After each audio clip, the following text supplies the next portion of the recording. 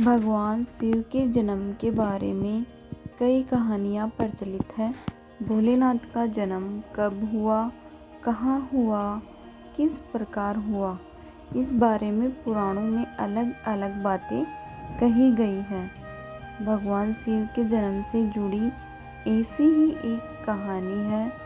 शिव पुराण में लिखा है कि भगवान शिव स्वयंभू है, यानी उनका जन्म अपने आप ही हुआ है।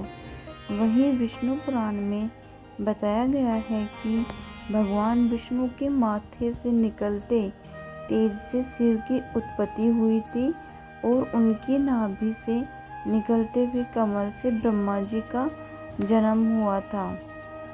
दूसरी ओर शिव पुराण यह कहता है कि एक बार की बात है जब भगवान शिव अपने घुटने मल रहे थे और उससे निकले मेल से विष्णु जी का जन्म हुआ था।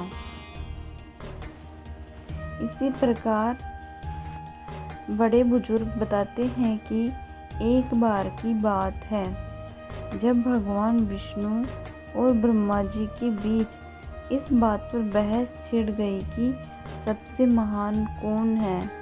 इस बात को लेकर जब दोनों बहस कर रहे थे तो एक खंबे के रूप में महादेव उनके बीच आ गए। वो दोनों इस रहस्य को समझ नहीं पाए और तभी अचानक एक आवाज़ आई जिसने कहा कि जो भी इस खंबे का छोर ढूंढ लेगा वही सबसे महान कहलाएगा।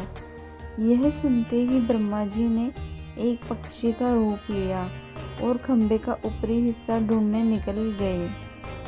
वहीं विष्णु जी ने वराह का रूप धारण किया और खंबे का अंत ढूंढने निकल गए।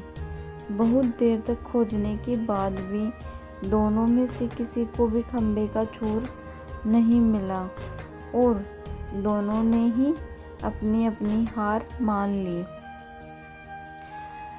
इसके बाद भगवान शिव अपने असली रूप में आ गए। फिर भगवान विष्णु और ब्रह्मा जी ने मान लिया कि वही सबसे महान और शक्तिशाली है।